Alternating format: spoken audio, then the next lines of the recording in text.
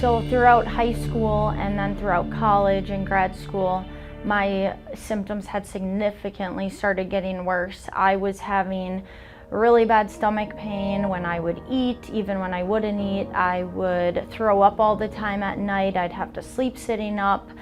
I would have these horrible, I would just always be so tired. I'd need to sleep all the time, and it just was not a great lifestyle.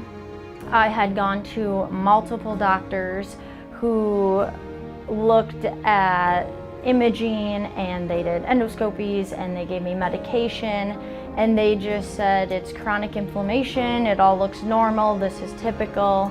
And I just wasn't willing to settle that was normal when I was only 18, 19, 20 years old. It just didn't seem like that should be a way of life.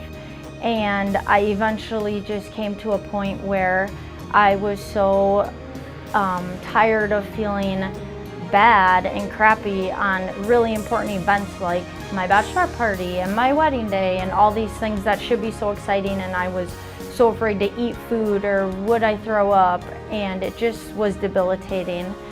So I had eventually heard about Nutritional Healing, and I decided to call, so I did, and it was one of the best decisions I have made.